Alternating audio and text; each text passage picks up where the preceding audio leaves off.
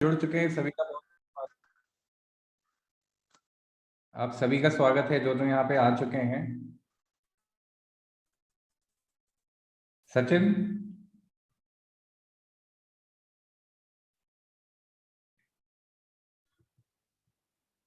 Hello. हाँ सचिन, जी sir. कब start कर सकते हैं हम लोग? तो जुड़ रहे हैं सर। सर हाँ, कर रहा हूँ सब कुछ होने बात जुड़े हैं कुछ कुछ कुछ लोग सर, कुछ लोग आ रहे हैं। ठीक है, अरुण जी से भी पूछ लेना एक बार। ठीक है। हम्म। हेलो। ठीक।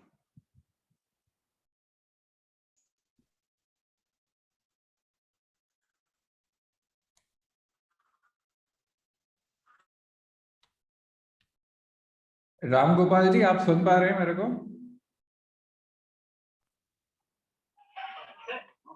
हेलो। राम गोपाल जी नमस्कार। नमस्कार सर, नमस्कार। कैसे हैं आप? बढ़िया सर, बताएं सर। आप सुन पा रहे हैं ना मेरे को ठीक से? जी सर, जी सर।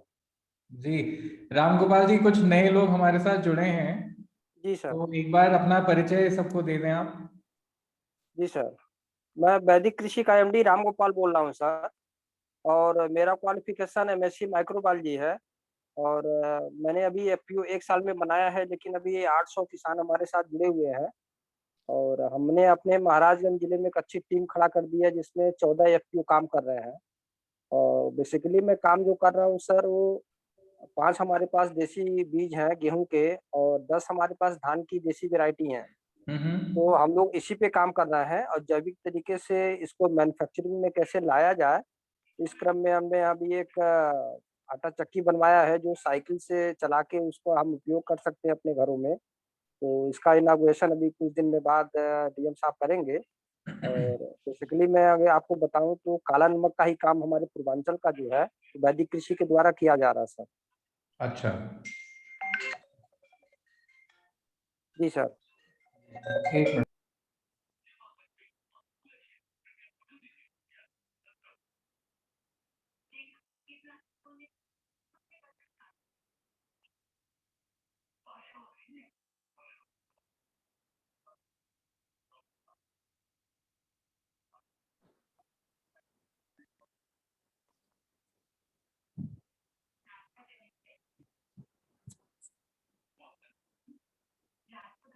सौरभ जी, जी सर। ये आज हमारे साथ ये विपिन वर्मा जी भी जुड़े हुए हैं बाराबंकी से। अच्छा अच्छा। क्योंकि ये भी ऑर्गेनिक फार्मिंग पे काफी काम कर रहे हैं, जी जी जी। तो इनका भी थोड़ा सा परिचय करवाइए। विपिन जी, आप बिल्कुल। अनम्यूट करिए खुद को और थोड़ा अपने बारे में बताइए, जब तक और लोग जुड़ते हैं। हेलो। जी विपिन जी जी। सर। सर जैसा कि सर बता जो है सर ने थोड़ा सा जो है परिचय दिया। जी। मैं बेसिक बाराबंकी के रजईपुर गांव का रहने वाला हूं, हम्म। और 80 बीघे में जो है मैं फार्मिंग कर रहा हूं। मेरे गांव से 8 किलोमीटर की दूरी पर एक फार्म है, जिस फार्म को मैंने ले रखा है। अच्छा। और अभी तक मेरी टीम ने बहुत से हिस्सों से देश के 72 तरीके के धान के बीज इकट्ठे किए हैं, और 52 तरीके के गेहूं के बीज हम लोगों ने इकट्ठे किए हैं। अच्छा। और सब्जियों में जो देसी वैरायटीज है, लगभग लगभग सारी वैरायटीज को हम लोगों ने जो है इकट्ठा किया हुआ है। हाँ। और हर साल कम से कम 1000 से ज्यादा किसानों को जो है हम देसी सीड बीज के बदले बीज देने का कार्य करते हैं, यहाँ बाराबंकी में और आसपास पड़ोस के जिलों में। अच्छा। और 3.5 वर्षों से जो है मैं यहाँ के तकरीबन 100 गाँव में जा जाके लोगों की जो है गोष्ठियाँ किया हुआ हूँ कि आखिर जो है खेती की किस जो है फार्मिंग को लेकर लोगों को ये भी बताने का कार्य हम लोग कर रहे हैं जी। कि किस तरीके से जो है हमारी मिट्टी, हमारा पानी, हमारा पर्यावरण, हमारा स्वास्थ्य सारा का सारा जो है खराब हो रहा है। और जी। अभी एक लखनऊ में संस्था है मुस्कान ज्योति। मुस्कान ज्योति के साथ हमने अपनी संस्था का टाई अप करके 40 गांव हमने अडॉप्ट यहाँ पर किए हैं, जिसपे हम तरल खाद बनाने का काम कर रहे हैं, जीवामृत वगैरह बनाने का काम कर रहे हैं। दूसरा एक बड़ी प्रॉब्लम और जो खेती में हम लोग यहाँ पर देख रहे थे, बेसिक टमाटर में, मेंथा में, मिर्च में, भिंडी वगैरह में, कि कुछ खास तरीके के इंसेक्ट बहुत ज्यादा उन क्रॉप्स के ऊपर लगते हैं और वो फिर आप कोराजिन तक डालिए उसमें, लेकिन वो कंट्रोल नहीं होते हैं, क्योंकि वो जो हमको लार्वा खेत में दिखता है, जैसे हेलिकोबर्पा का लार्वा हमको जो है टमाटर में दिखता है, लेकिन वो हेलिकोबर्पा का लार्वा एक तितली के द्वारा होता है। तो उसके लिए हम लोग इंटीग्रेटेड पेस्ट मैनेजमेंट की तरफ गए और इंटीग्रेटेड पेस्ट मैनेजमेंट के द्वारा जो है हमने लगभग 99% जो है इस तरीके के पेस्ट को कंट्रोल करने का कार्य जो है हम इसी अपने प्रोजेक्ट में कर रहे हैं। तो इस तरीके के ये कार्य जो है ये 40 गांव में 4 लड़कों को लगा के जो है 10-10 लड़के दिए हैं। 2.5 साल पहले हम लोगों ने एक एफपीओ बनाया जिसमें जो है 2000 से ज्यादा अभी तक किसान हमारे साथ जुड़ गए हैं और 7 अलग-अलग ब्लॉक में हमने पीओस का गठन कर लिया है और अभी कल हमने जो है सीए को अपने कागज दिया है जिसमें सिर्फ हम वेमेंस का एक एफपीओ बना रहे हैं। बहुत बढ़िया। ये पिछले 3 वर्षों में कुछ हम लोगों के द्वारा जो है एक्टिविटीज चल रही हैं और हम लोग कई स्टेट के अलग-अलग ऑर्गेनाइजेशंस के साथ किसानों के साथ मिलके काम कर रहे हैं। जैसे 15 तारीख को हमारी उत्तराखंड में जो पहाड़ पर काम करने वाली 2 ऑर्गेनाइजेशन हैं, वही देहरादून में उनके साथ जो है बैठक होने वाली है और अच्छा। बेसिक जो पहाड़ का क्लाइमेट है और जो पहाड़ का अनाज है उस अनाज की जो है हम उनके साथ मिलके कैसे ब्रांडिंग करा सकते हैं, इसके ऊपर भी एक नए तरीके कार्य करना स्टार्ट किया है। दूसरा, हीरालाल साहब जब बांदा में डीएम थे तो उस समय वो मुझे बांदा बहुत ज्यादा बुलाया करते थे जी। और एक दिन मैंने ही साहब को सजेस्ट किया था कि बांदा में बहुत दाल होती है तो हम लोगों को कुछ दाल के ऊपर काम करना चाहिए, तो शासन के द्वारा उन्होंने एक दाल महोत्सव वहां पर कराया था। तो एक नरैनी का क्षेत्र पड़ता है बांदा के अंदर जो कालिंजर के एरिया है जहाँ पर अनाज की बहुत कमी है और वहाँ की दाल बहुत होती है। मैंने कई बार दाल मंगा के यहाँ पर लोगों को देने का कार्य किया। दाल भी ब्रांडिंग करने का काम छोटे स्तर से करना स्टार्ट कर दिया है और उस दाल के लिए लगभग 2, 4, 6, 10 फोन हम लोगों के पास जरूर आते हैं। तो जो स्पेसिफिक एरियाज में चीजें हैं जिन तक लोग नहीं पहुंच पा रहे हैं, हम लोग अपनी टीम के द्वारा प्रयास कर रहे हैं कि वहां तक भी जो है पहुंचे और पहुंचकर लोगों के बीच उनको लाने का कार्य करें, उनकी खूबियां बताने का भी कार्य करें। तो ये इतनी छोटी सी जानकारी जो है मेरे द्वारा। विपिन जी, आप थोड़ा अपनी एजुकेशनल बैकग्राउंड के बारे में बता दें भाई, पढ़े लिखे किसान हैं आप। सर, एजुकेशनल बैकग्राउंड मेरी ये है कि मैं जो है इंटर तो यहीं बाराबंकी के फतेह चंद जगदीश राय इंटर कॉलेज जी।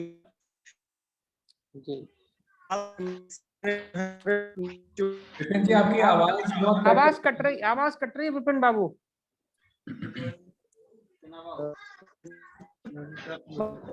विपिन जी, आवाज बहुत कट रही है आपकी। हाँ सर, अब आवाज आ रही जी? आवाज आ रही है? हाँ बोलिए जी। तो सर, बीएससी मैंने एचएनबी गढ़वाल से किया हुआ है। एमएससी मेरी FRI forest research institute Dehradun से है और मैं 5 साल आईसीएफआरआई में Indian council of forestry research and education में जेआरएफ भी रहा हूँ और एक बहुत बड़ा संस्थान है खेती किसानी पे काम करने वाला नवधान्या के साथ मैंने 2 साल लग के एक प्रोजेक्ट के ऊपर भी काम किया है वहां पर। तो ये जो है मेरा जो है एक छोटा सा बैकग्राउंड है जो खेती के पीछे लगा हुआ है, जिस दर्शन पे हम कार्य कर रहे हैं। Thank you Vipin. बहुत बढ़िया, बहुत बढ़िया। हाँ, तो सौरभ जी, आपके अगर पार्टिसिपेंट्स आ गए हैं तो आप अपना जो सचिन, हम लोग वेट कर रहे हैं और किसी का।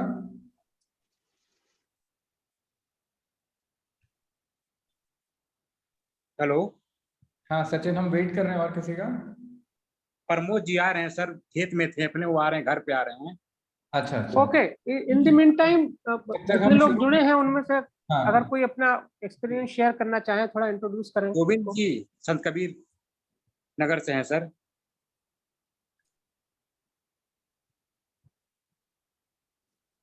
गोविंद जी। गोविंद चौधरी जी, आप म्यूट हैं, अपने आप को अनम्यूट कर लीजिए पहले।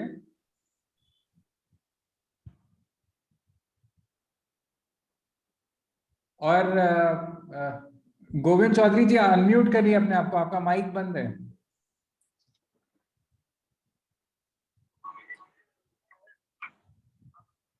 वो जहां माइक बना हुआ है उसको बस एक बार दबा दीजिए।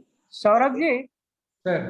हाँ करिए, तुरंत करिए, आपका नाम आएगा। मीनवाइल अगर टिस से हमारे कोई स्टूडेंट्स जुड़े हों, if they want to introduce themselves, तो उनको भी एक अपॉर्चुनिटी दीजिए। हाँ सर, मैं वही थोड़ा सा कॉन्टेक्स्ट सेट कर दूं sir, with your permission. Okay okay fine fine. तो हाँ गोविंद जी, हाँ अभी आप अनम्यूट हो गए हैं, आप शुरू करें। उसके पहले मुझे बड़ी खुशी है आप सबसे ये साझा करने में कि आज हम ऑर्गेनिक खेती के बारे में, जैविक खेती के बारे में बात करने के लिए यहाँ पे इकट्ठा हुए हैं। आप सब लोग उसमें बहुत अहम भूमिका निभा रहे हैं उत्तर प्रदेश के अलग अलग जिलों में। और आज हमारे साथ Tata institute of social sciences, ये बहुत बड़ा इंडिया का one of the best social service की पढ़ाई का कॉलेज है। वहाँ से 5 बहुत ही मेधावी बच्चे हमारे साथ आज जुड़े हुए हैं। उस इंस्टीट्यूट के स्टूडेंट्स हमारे साथ जुड़े हुए हैं जो एफपीओ पे और उत्तर प्रदेश में जिस तरह का हम खेती करते हैं, जिस तरह की खेती में दिक्कतें आती हैं, उन दिक्कतों से कैसे हम लड़ सकते हैं, इसके बारे में पढ़ाई करने, इस बारे में स्टडी और रिसर्च करने के लिए मॉडल गांव के साथ जुड़े हैं। और उनमें से मैं कुछ लोगों को देख पा रहा हूँ, आशीष हैं, प्राची हैं, रिदम हैं और एक आध साथी हमारे शायद और हैं। तो ये सब लोग Tata institute of social sciences से जुड़े हुए हैं हमारे साथ। तो आपकी जब वार्ता खत्म होगी, जब आप लोग अपनी बातें रखेंगे, तो ये बच्चे भी कुछ आपसे जैविक खेती के बारे में जो भी उनके मन में सवाल होंगे ये पूछेंगे, तो ये एक रिपोर्ट तैयार करेंगे जो हम आपसे भी साझा करेंगे फिर। तो रिदम, प्राची, आशीष, आप लोग सुन पा रहे हैं? जी सौरभ जी। तो शुरू करते हैं। गोविंद जी, आप बताएं, आप जैविक खेती में आप क्या बात रखना चाह रहे हैं? सर हम लोग धान की अभी फसल सर जो है स्टार्ट किए हुए हैं सर, लगातार 3 सालों से। जी, हमारी आवाज पहुंच पा रही है सर? हाँ जी, हाँ जी, जी बिल्कुल। थोड़ा सा गोविंद जी अपना परिचय भी दे दें, अपने जिले का, आपका क्या बैकग्राउंड रहा है, ताकि जो नए लोग हैं वो सब एक उस पे आ जाएं। जी जी जी, मैं सर संत कबीर नगर का मूल रूप से अस्थायी निवासी हूँ और हम smart farmer self help group के नाम से एक छोटी सी संस्था का शुरुआत किए थे, जो कि अमूमन आज 700 किसानों के साथ में हम लोग काम करते हैं। अब हम लोग जो है एफपीओ में जो है कन्वर्ट हो चुके हैं। पहले ऑलरेडी सेल्फ हेल्प ग्रुप थे, अब जो है एफपीओ में हम लोग कन्वर्ट हो गए हैं और आज के टाइम में लगभग 700 फार्मर जो है हम लोग साथ में काम करते हैं, जिसमें हम लोग जैविक खेती के साथ में जो है वेजिटेबल फार्मिंग और अलग अलग चीजों में काम करते हैं। जी हेलो जी जी बिल्कुल जी बोलिए चौधरी जी। हेलो, आवाज आ रही है आपको? आवाज शायद हम सुन पा रहे हैं गोविंद जी, आ रही है, आप बोलते रहिए चौधरी जी। जी।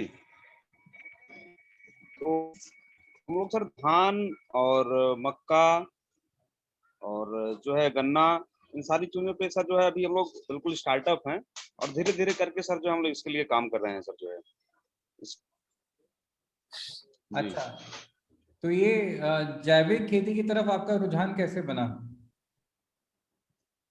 सर हमारे वहाँ sir DHO sir Rajendra sir ji जो थे, उन्हीं के माध्यम से थोड़ी जानकारी इकट्ठा हुई और धीरे धीरे उन्होंने हम लोगों को मार्केट बताया कि कैसे कैसे आप करके इसको जो है आधुनिक तरीके से जो है आप इसको बेच सकते हैं। जैसे गुड़ का पैकिंग और छोटा उसको करके जो है रैप लगा करके आप उसकी मार्केटिंग कर सकते हैं।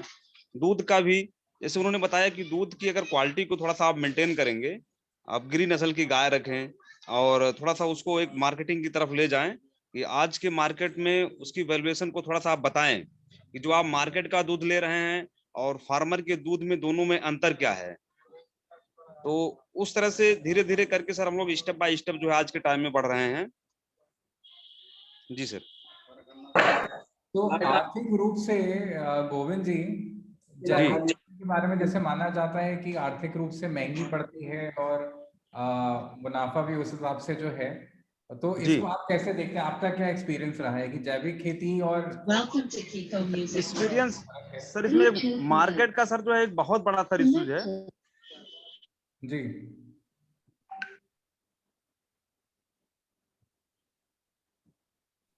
आवाज नहीं आ रही चौधरी जी की? आप गोविंद जी, आवाज नहीं आ रही आपकी?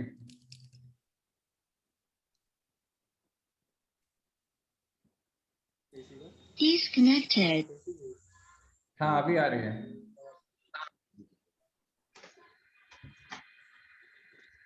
आवाज पहुंच रही सर हमारी? जी जी अब आ रही है। हाँ अब आ रही, बोलिए। जी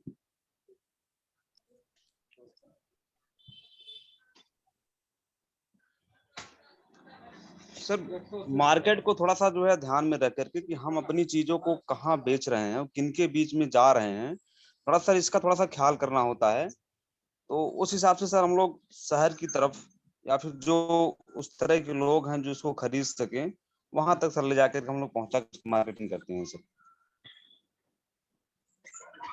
सबसे पहले आपने जैविक खेती किस चीज में शुरू की थी? जी सर, जैविक खेती आपने किस चीज की सबसे पहले शुरू की थी? धान थे सर जो है। अच्छा, कितना समय हो गया उसको? सर लगभग 4 साल हो गए हैं सर।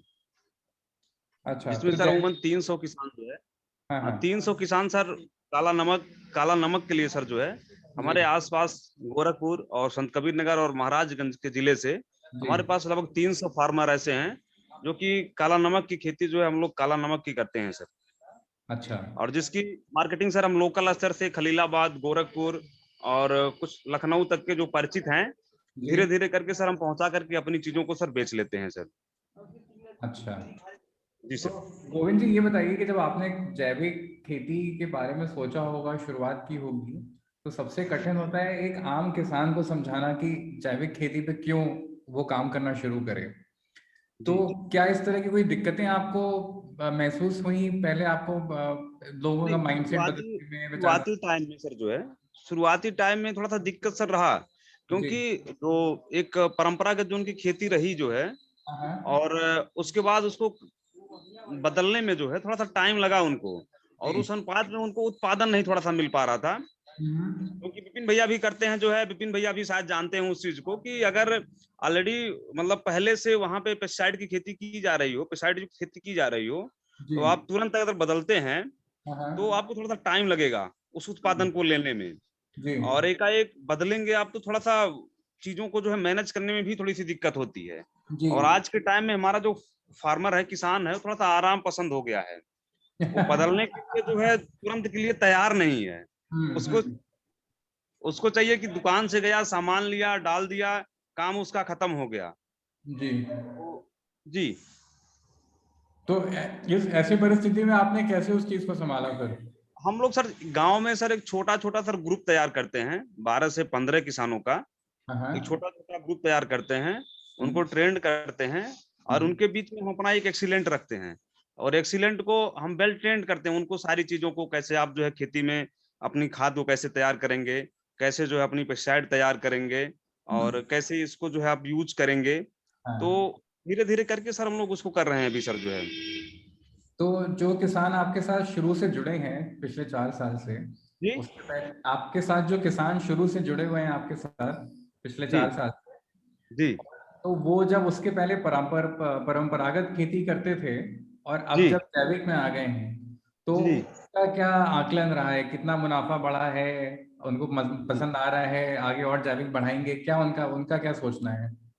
जी, पहली चीज तो सर हमने जो उनको बताया कि आप मार्केट की और चीजों में, पहले तो मैंने कहा ही नहीं कि आप जैविक करिए, मैंने कहा कि पहले उनको अंतर बताया गया कि दोनों में अंतर क्या है आपको, कि जैविक और पेस्टिसाइड में जो दोनों खेतियां हैं, दोनों में अंतर क्या है।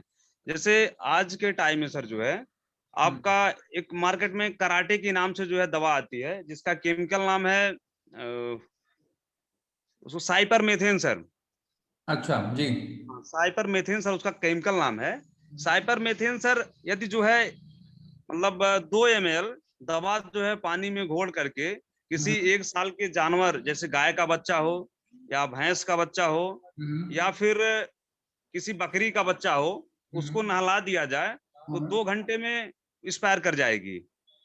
अच्छा, तो हमने उनको बताया कि देखिए आप जो धान की फसल है आपकी, चाहे आपकी जो है बैगन की फसल है, चाहे गोभी की फसल है, जो आप इस तरह के केमिकल को आप यूज कर रहे हैं, वह कहीं ना कहीं प्रत्यक्ष या अप्रत्यक्ष रूप से आपके भोजन में सम्मिलित हो रहा है।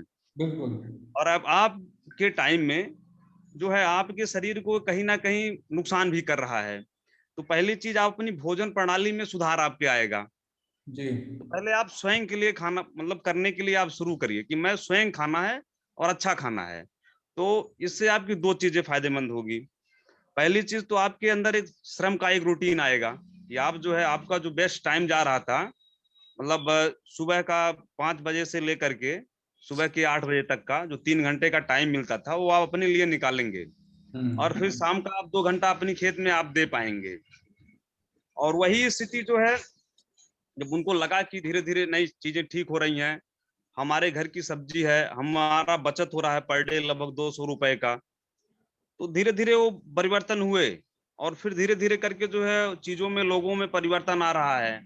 पहले एक गांव में 12 से 13 लोग कर पा रहे थे, अब धीरे धीरे होकर के 15 से 20-25 लोग तक जा रहे हैं। जी सर।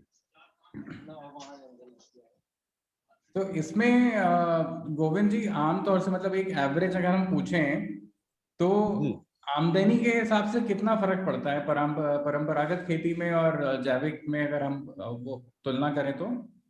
जी सर, इसमें सर एक चीज का ख्याल रखना होता है कि हम उत्पादन जो हम लोग सर काम मतलब अपने ग्रुप से लेते हैं या करते हैं करने के लिए, तो हम सिर्फ अभी सर इतना किया जा रहा है कि हम अपने भोजन के अनुसार जो है कि हमें क्या चाहिए, तो अधिकतम 3 से 4 या 5 तरह की सब्जी और जो उस तरह की हमारी डेली यूज की चीजें हैं सर, उतना ही हम लोग उगा रहे हैं। जो हमारा बचता है हमारे मतलब यूज करने के बाद उसकी ही सर हम लोग मार्केटिंग करते हैं।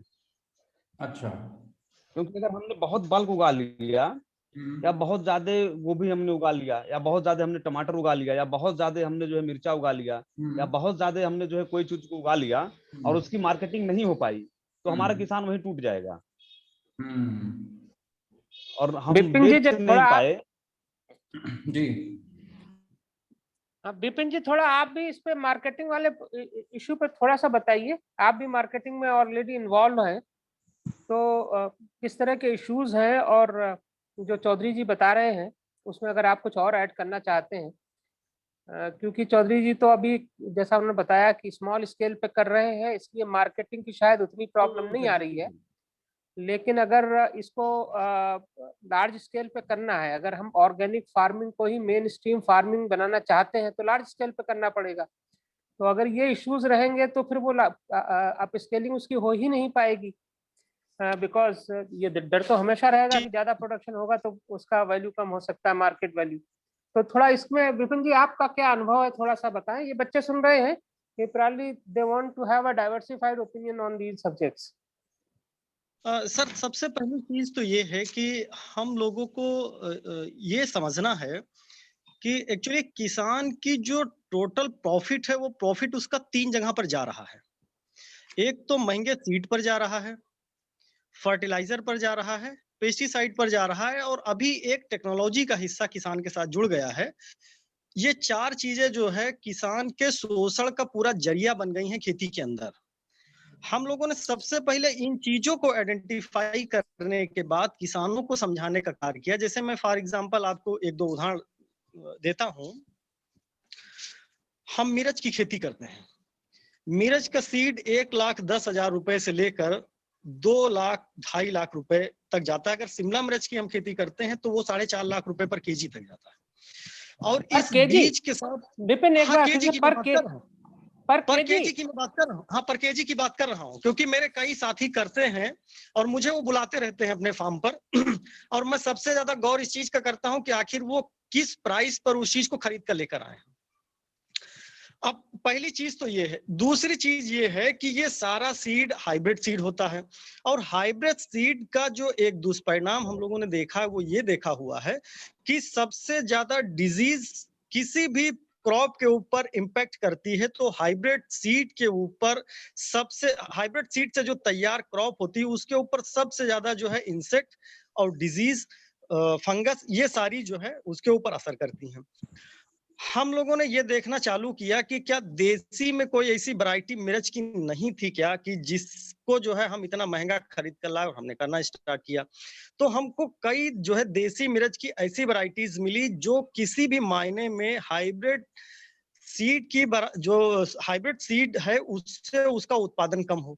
और दूसरी चीज एक हमने ये देखा कि मिर्च में जो रोग आता है वो सिर्फ एक रोग आता है जिसमें पत्तियां ऐंठ जाती हैं, जिसको हम लोग जो है नॉर्मली मुझे नाम नहीं याद आ रहा उस रोग का। तो हम लोग जो है बड़ा सिंपली जो आईपीएम में अभी आना स्टार्ट हुआ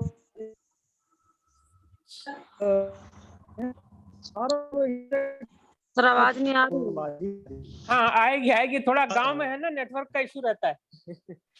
जी सर जैसे लाइट नहीं है रात से, तो हम तो जो है बड़ी विचित्र स्थिति में है इस समय।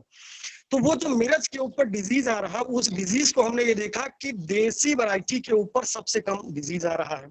दूसरा ये कि जब हमने उस देसी को पैदा भी किया, चाहे हम उसको केमिकल फार्मिंग के, मैं भी केमिकल फार्मिंग की बात कर रहा हूँ, अगर केमिकल फार्मिंग के द्वारा भी किया तो हम बाजार में जाते हैं और बाजार में हमने एक चीज देखा है कि 99% लोग सिर्फ एक ही चीज की डिमांड करती हैं कि क्या ये देसी है क्या।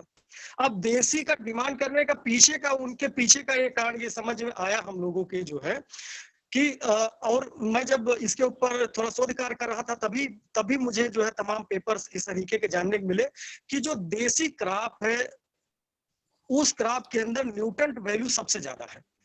तो एक तो ये हुआ कि सीड पर हमारा खर्च खत्म हो गया, दूसरा ये हुआ कि वो हमारा स्थानीय बीज था उसके ऊपर रोग का असर कम हुआ, और दूसरा वो देसी था तो उसके अंदर जो है न्यूट्रेंट वैल्यू ज्यादा थी। इसकी वजह से लोगों ने खुद हमसे कहा कि देसी तो हम इसको लेने के लिए तैयार हैं।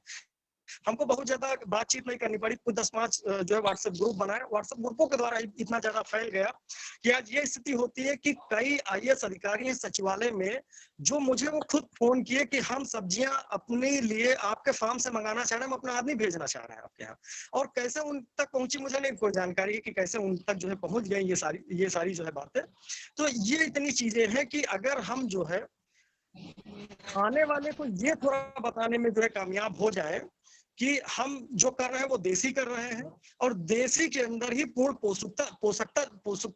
पोषण छुपा हुआ है, तो ऑटोमेटिक लोग जो है अट्रैक्ट होते हैं उसको लेने के लिए। जैसे कि मैं बताऊं कि अभी कोई काला नमक की बात कर रहा था, तो कह रहे थे कि काला नमक हम इतने किसानों के साथ जो है काम कर रहे हैं। मैं आपको बताऊं कि जीपीएस टैग बाराबंकी को भी इस बार जो है काला नमक पर मिला हुआ, जीआई टैग बाराबंकी को भी काला नमक पर मिला हुआ है।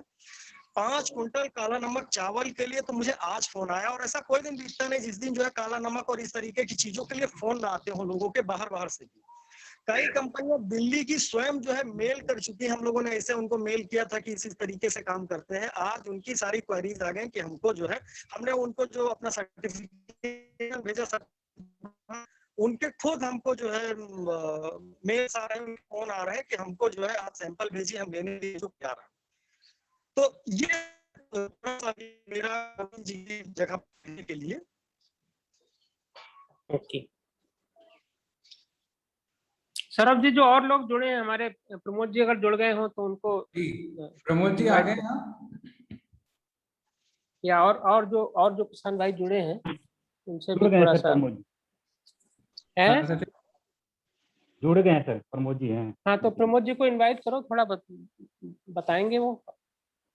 प्रमोद जी आप सुन पा रहे हैं?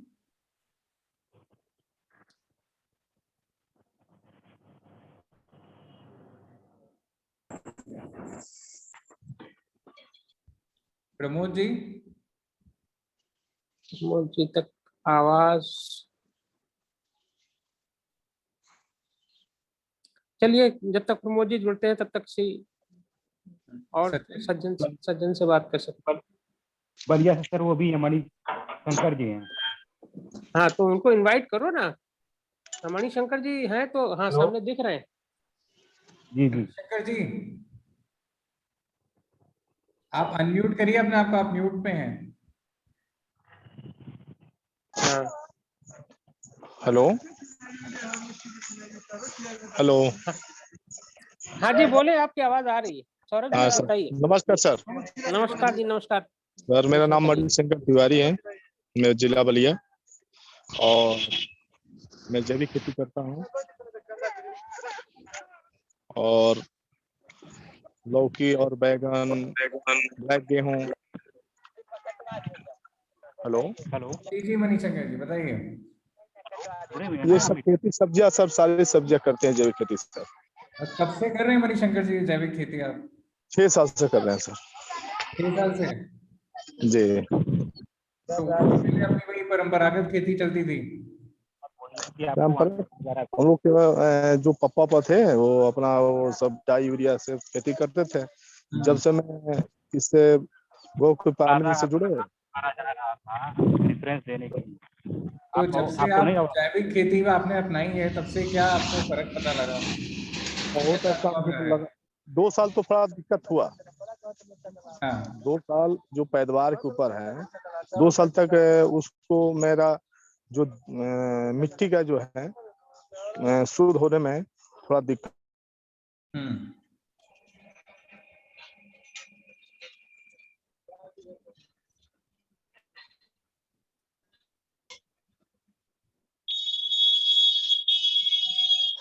हाँ मणिशंकर जी, आपकी आवाज नहीं आ रही।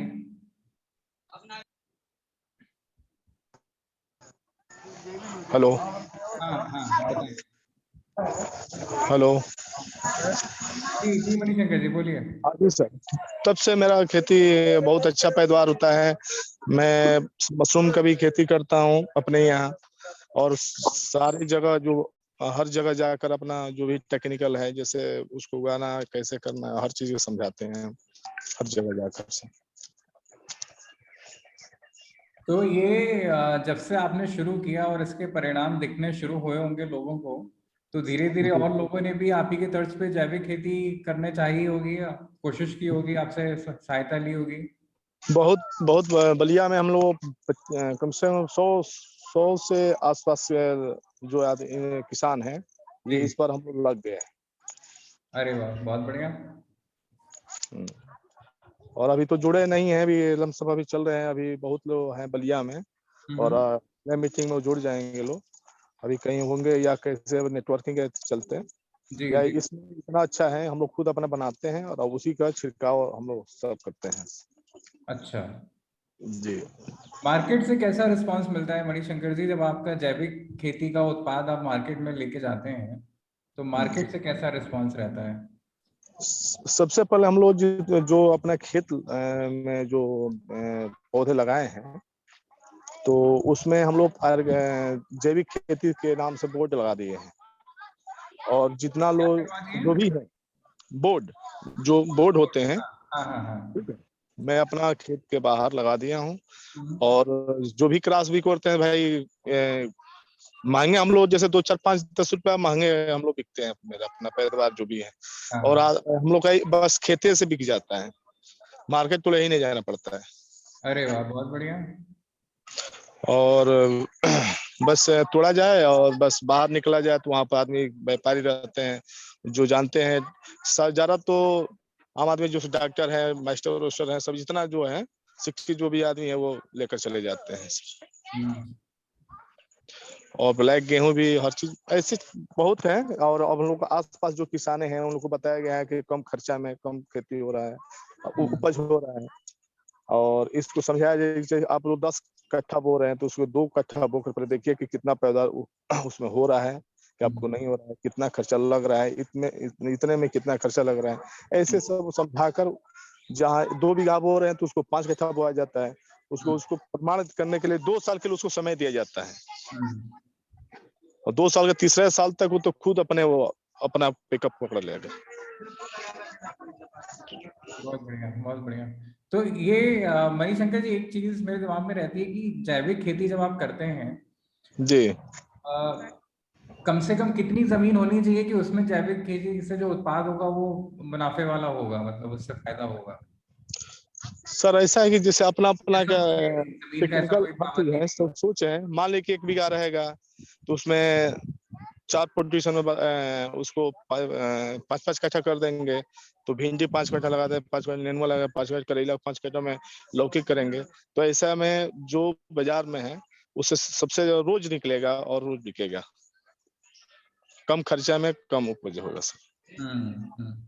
और आप ज्यादा करेंगे तो ज्यादा होगा, कम करेंगे तो उतना में कम, जितना करेंगे उतना आपको निकलेगा, प्रॉफिट होगी।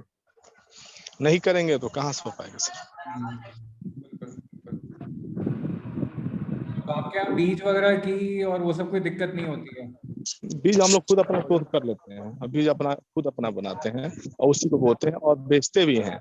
मध्य प्रदेश और ये सब बनारस मिर्जापुर को सब लोग लेके जाते हैं।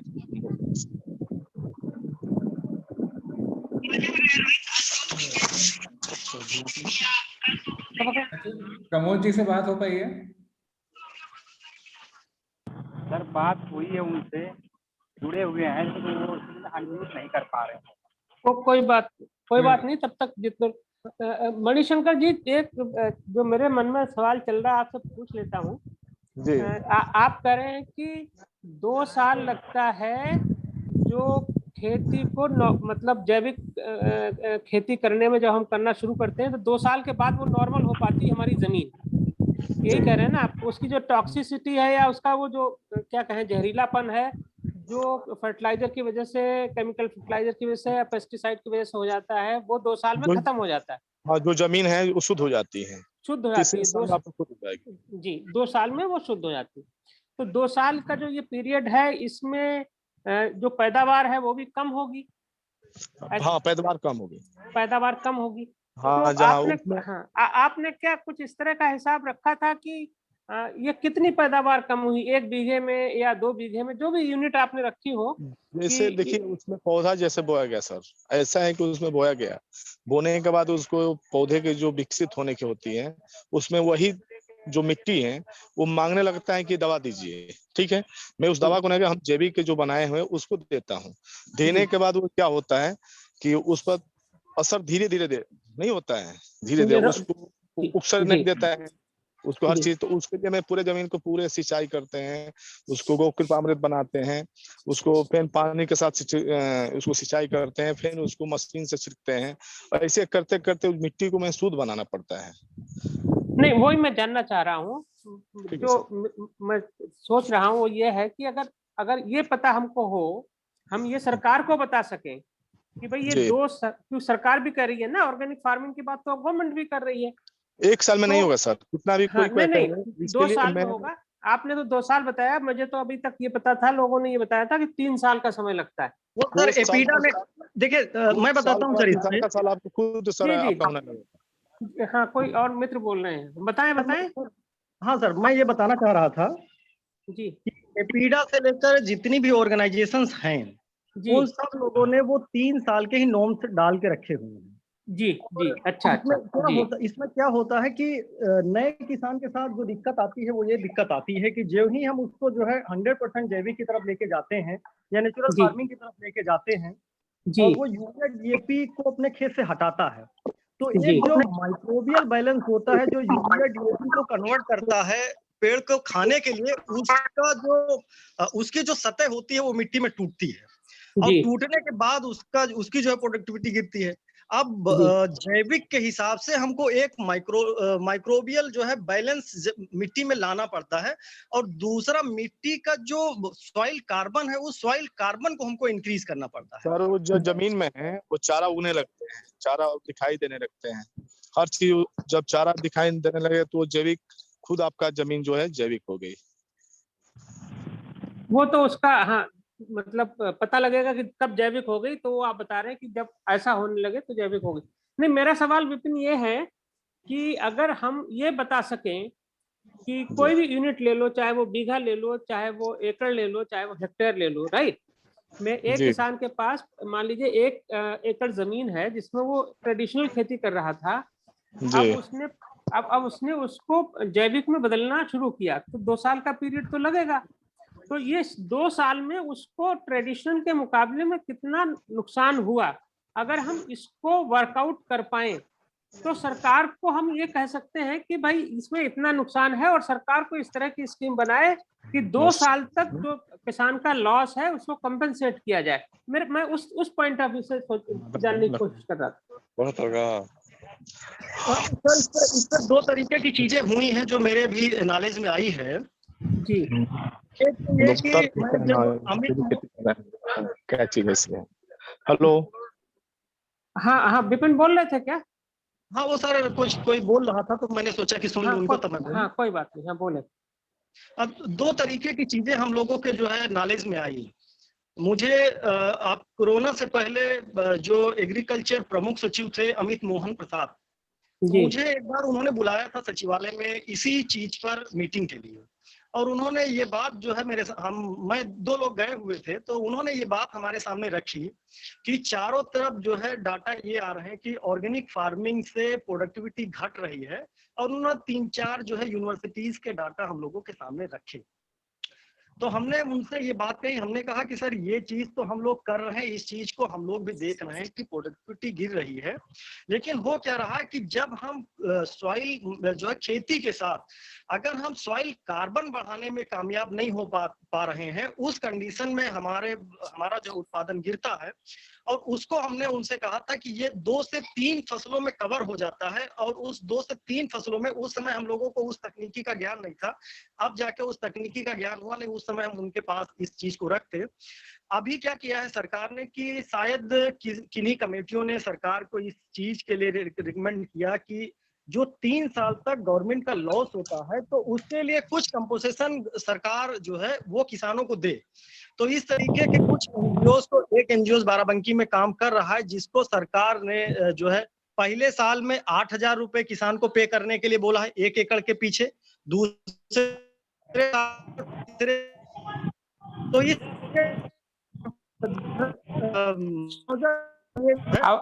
आवाज कट रही तुम्हारी यार, आवाज कट रही तुम्हारी। आवाज वाली हमको लगता है नेटवर्क वाली प्रॉब्लम। हाँ कोई बात नहीं, बोलते रहो, नेटवर्क ठीक होगा तो क्लियर हो जाएगी आवाज। जी जी, तो वो जो है शायद सरकार को किसी कमेटी के द्वारा इस बात की जो है जानकारी हुई है कि ऑर्गेनिक फार्मिंग में शुरुआती समय में जो है प्रोडक्शन गिरता है, और वो जो प्रोडक्शन गिरता है वो जो मेरे अनुभव में आया है, क्योंकि हम लोग क्रॉप कटिंग भी किए हुए हैं, सारी चीजें किए हैं, वो फर्स्ट क्रॉप में कम से कम 40% की जो है कमी आती है। तो उसका जो हमारे साथ जुड़े हुए किसान तमाम गाँव में कर रहे हैं, हम लोगों ने उसका एक ये हल निकाला कि हम लोग क्या करते हैं कि तरल खाद बनाते हैं। तो फर्स्ट क्रॉप में किसान घबरा जाता है, जैसे 40% उत्पादन हुआ उसका, वो भागा तुरंत खेती छोड़ कर, कहने लगा ये तो झमेला हम करेंगे नहीं तो जो है खाने के लाले पड़ जाएंगे। तो हमने उससे ये कहा कि आप ऐसा करिए कि 40% आप जो है यूरिया डीएपी डालिए, और एक हमने उसको ड्रम दिया, और हमने कहा जो तुम्हारे खेत में घास निकलती है, इसी घास को तुम जो है हरी काटो, चारे की तरह उसको जो है मशीन में काट के एक कल्चर उसको दिया कि 200 ग्राम 3 लीटर पानी में डाल के मिलाओ, और उस मिलाई हुई घास को ड्रम में भरो, नीचे उसके एक छेद होता है, उससे जो है वो हरा लिक्विड निकलता है। तो जब वो हरा लिक्विड डालता है तो वो जो 60% का जो फर्टिलाइजर का कमी खेत में हुई, उसकी वजह से वो 60% की कमी को उसने पूरा किया। अगली बार में हमने 25% उसको किया, फिर उसको 5% किया, और ये हमारे अनुभव में आया कि तीसरी चौथी क्रॉप में बिना यूरिया के, बिना डीएपी डाले हुए 1 ग्राम का उत्पादन कम नहीं हो रहा है, और ये जो है हम इसको बढ़ाने में कामयाब होते जा रहे हैं। तो ये एक तरीका है जो हमारे साथ किसान जुड़े हुए, जो तमाम किसानों के साथ काम कर रहे हैं, मुझे लगता है इस चीज पर उनको जो है देखने की और सोचने की जरूरत है। जो किसानों के द्वारा मुझे अभी तक 3.5-4 साल में प्रॉब्लम नजर आई है, ये प्रॉब्लम नजर आई, और ये उसका एक छोटा सा हल हम लोगों ने देखने का काम किया है। नहीं विपिन जी, जो आप कह रहे हैं, जो मुझे समझ में आ रहा है कि आप ग्रेजुअली यूज ऑफ फर्टिलाइजर को कम कर रहे हैं, केमिकल फर्टिलाइजर को कम कर रहे हैं, राइट? जी। आप पहले यूरिया 40% डालेंगे, 60% जैविक कर देंगे, फिर 25%, फिर इस तरह से 3 साल के बाद आप उसको ले आएंगे नॉन केमिकल फर्टिलाइजर्स को। ठीक, 3 से 4 क्रॉप में, 3 से 4 क्रॉप, 1.5 साल तक, 3 से मैक्सिमम 1.5 साल, 1.5 साल में। ठीक है, तो 1.5 साल, लेकिन 1.5 साल तो आपने यूरिया डाला ना, चाहे थोड़ा डाला या ज्यादा डाला, राइट? तो उसकी टॉक्सिसिटी मिट्टी की 0 करने के लिए फिर आपको कम से कम 1 साल तो वेट करना पड़ेगा, अगर मैं ठीक से उसको समझने की कोशिश कर रहा हूं तो। गोविंद जी, मैं ठीक बात कह रहा हूं कि नहीं? सर जो है वो सर धीरे धीरे होते सर जो हम घटते हुए क्रम में सर ले जाते हैं, तो ऑलरेडी सर हम उसको 0 तक ले जाके सर छोड़ देते हैं, तब तक हमारी जो है पैदावार जो है वो जैविक में कन्वर्ट हो चुकी होती है सर जो है। जी, चलिए प्रमोद जी जुड़े क्या? सौरभ जी, प्रमोद जी सुन पा रहे हैं आप? सचिन, चलिए जी सर। हाँ, अगर प्रमोद जी जब तक नहीं जुड़ पा रहे हैं तो अगर और कोई किसान भाई जुड़े हैं जो जैविक का काम कर रहे हैं तो उनसे रिक्वेस्ट करिए कि वो अपने अनुभव शेयर करें थोड़ा। बिल्कुल। और जो हमारे साथ टिस के साथी हमारे जुड़े हुए हैं वो भी, अगर उनके भी मन में कोई प्रश्न आ रहा है तो आप लोग पूछ हाँ, सकते वो अपने प्रश्न लिखते जाएं, अभी तो लिख लें। जी। और उसके बाद बाद में हम लोग at the end of the discussion questions ले लेंगे, सभी क्वेश्चंस, और ये हमारे जो एक्सपर्ट्स बैठे हैं जैविक वाले, they will answer those questions. हाँ हेलो। जी जी। करिए अनम्यूट अपना आप, करिए अनम्यूट, म्यूट है आप, उसी पे करिए स्पीकर पे फोन, प्लीज एक बार।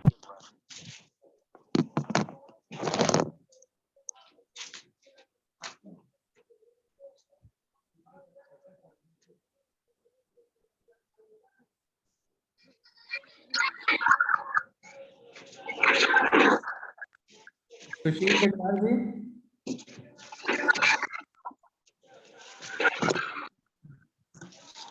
सौरभ जी, सर। ये राम गोपाल जी जो एमडी साहब हैं वैदिक कृषि वाले, जी तो ये भी तो जैविक के ऊपर ही काम कुछ कर रहे होंगे, तो जी जी। अपने राम अपने गोपाल विचार, हाँ, अपने विचार शेयर करें बच्चों के सामने। राम गोपाल जी, आप सुन पा रहे हैं? जी सर, आवाज आ रही है, बताएं सर। जी जी जी। आपका जो जैविक का अनुभव रहा आवाज है, आ रही है सर। हाँ, आपका जो जैविक का अनुभव रहा है जैविक खेती का, उसके बारे में कुछ हमसे जानकारी साझा करें। जी जी सर। सर मेरा जो काम है, जो विपिन जी ने भी बताया और गोविंद जी ने भी बताया, इसी क्रम में हम इसको आगे बढ़ाते हैं। जी एक्चुअली जो कार्बन बढ़ाने की बात हो रही है, तो एक दक्षिण भारत के साइंटिस्ट है मिस्टर देसाई जी, सुरेश देसाई, और ये कर्नाटका के ऑर्गेनिक मिनिस्ट्री में सलाहकार है सर। जी तो इन्होंने एक ऐसा इजाद किया है, जैसे हम अपने खेत में केवल जो ग्रीन मैन्योर के लिए हम ढांचा वगैरह का उपयोग करते हैं, लेकिन इन्होंने एक नाइन्स जो ग्रेन होते हैं जो हमारे पास ही अवेलेबल हो जाते हैं, धान के, गेहूं के, सरसों के, तोरी के, ज्वार के, बाजरा के, यानी बाहर से न लेके हमारे पास जो भी अवेलेबिलिटी है, हम उसको एक बड़े से छोटे क्रम में जो बीज की साइज है उसके क्वांटिटी के आधार पर हम तय कर देते हैं। तो हमने पिछले साल का जो मेरा अनुभव रहा है सर, जो गोविंद जी ने और विपिन जी ने बताया कि 2 साल लगता है, तो हमने अभी पूरे उत्तर प्रदेश का भ्रमण किया था सर, पूरे इंस्टीट्यूट के जितने भी इंस्टीट्यूट हैं गवर्नमेंट की तरफ से। तो हमारे जो गन्ना विभाग के जितने भी साइंटिस्ट थे उनसे चर्चाएं भी हुआ, तो हमने इंटरक्रॉपिंग के लिए एक अच्छा एक मॉडल तैयार किया सर। तो उसमें हमने ग्रीन मैन्योर को, जो कर्नाटका में बहुत परफेक्ट मॉडल हो चुका है, तो हमने ट्राई किया, तो 0% खाद न डाल के हमने डायरेक्ट उसको ग्रीन मैन्योर पे ले गए। तो जो हमारा प्रोडक्शन था सर वो सेम टू सेम था। यानी अभी जो विपिन जी भी बता रहे थे, गोविंद जी, जो 2 साल लग गया, तो अगर कार्बनिक खाद हम अपने खेत में 1 साल में 1 फसल में ही बढ़ा लें, तो हमको लगता है कि उसमें यूरिया की जरूरत भी नहीं पड़ेगी सर। ऐसा मेरा अनुभव रहा है पिछले साल का सर, धान की फसल में सर। और धान की जो वैरायटी थी सर सौरभ जी, तो उसमें छत्तीसगढ़ का भी हमने धान लिया था, मध्य प्रदेश का भी बोरा धान लिया था, अपने बनारस का धान लिया था, पूसा इंस्टीट्यूट का 1906 धान लिया था, अपने बनारस में कुदरत सीड जो मेरे पास देसी बीज है। तो ये हम एक नहीं कर सकते हैं कि हमारे पहले साल में इतनी जो है प्रोडक्शन है वो कम हो रही है, जो मेरा अपना अनुभव रहा है। मतलब ये भी गुंजाइश है कि कोई बहुत बड़ा एक कारण होता है लोगों का कि पहले साल, पहले 2 साल उत्पाद कम होगा, तो मतलब चांसेस है कि वो भी नहीं होगा, मतलब वो नहीं पहले। होगा सर। जी सर, जी सर। अगर हम खेती में एक बेहतर तरीके के साथ, क्योंकि खेती ऐसा नहीं है कि हम बिना दिमाग के खेती करें। पहले क्या होता था सर कि खेती का जो अभी रूप है वो बदल चुका है। इस कारण, क्योंकि इसमें जो नए एंटरप्रेन्योर आ रहे हैं, नए फार्मर आ रहे हैं, वो बहुत सूझबूझ के साथ खेती को आगे बढ़ा रहे हैं सर। क्योंकि उनके पास जो ये है, उन्होंने एनालाइज किया है खेती में कितनी लागत है, कितने रकमों में हम बढ़ा सकते हैं, कितने की मार्केटिंग कर सकते हैं, तो वो दिमाग के साथ खेती करते हैं। और जब हम दिमाग के साथ खेती करते हैं, जैसे मेरा भी अपना अनुभव रहा है कि मैं देसी बीज पे काम कर रहा हूँ। गेहूं में मैंने 27.5 क्विंटल प्रति एकड़ से पैदावार लिया पहले ही साल। ये नहीं कि 2 साल 3 साल में हमने गए, पहले साल ही गेहूं में 27.5 क्विंटल प्रोडक्शन होता है सर। मेरा अनुभव है 3 साल से। तो मैं ये कहना चाह रहा हूँ कि अगर हम लोग सिस्टमेटिक चलें और नॉलेजफुल के साथ जो हाई टेक्नोलॉजी है उसको भी यूज करें, लोगों से जो अच्छे काम कर रहे हैं उनसे भी संबंधा, जैसे कि मैं अभी जैविक पे काम कर रहा हूँ, तो मेरे साथ 15 राज्य से लोग जुड़े हुए हैं। तो कर्नाटका में क्या हो रहा है, बेस्ट कौन काम कर रहा है, महाराष्ट्र में कौन कर रहा है, तो हम लोग इसमें आगे बढ़े सर। हाँ, तो हम लोग इसमें आगे बढ़े सर। उसका मतलब ये है कि 15 दिन के भीतर 2 स्प्रे हो जाने चाहिए। जी जी जी सौरभ जी। तो इसमें मतलब एक दूसरे से संपर्क बनाए रहें और एक दूसरे की जो सबसे अच्छी चीजें हैं, जो रिजल्ट आ रहा है, जो सीखने को है, वो जी, नॉलेज शेयरिंग भी अगर एक सुचारू रूप से होती रहे, तो जी। उससे भी काफी गलतियां हैं जो हर आदमी को दोहराने की जरूरत नहीं है, नहीं उससे है, हम कर और इससे समय की बचत होती है। हम 3 साल में जो ट्रायल में ले रहे हैं, तो विपिन जी का जो अनुभव है, गोविंद जी का अनुभव है, जो काला नमक पे खेती कर रहे हैं। मैं खुद 50 हेक्टेयर में गवर्नमेंट की तरफ से मैंने महाराजगंज जिले में काला नमक लगवाया है। तो हम लोग अगर एक आपका मंच इसलिए अच्छा लगता है कि जितने लोग अच्छे काम करते हो, आप उसको एक जोड़ने का काम करते हैं, क्योंकि हर कोई अभी बिखरा हुआ है सर, मेरा ऐसा मानना है।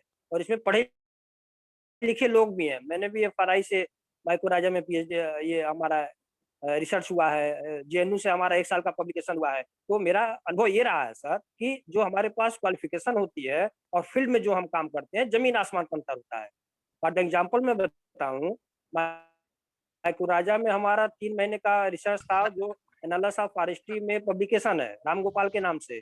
तो वहां पे हमने माइक्रो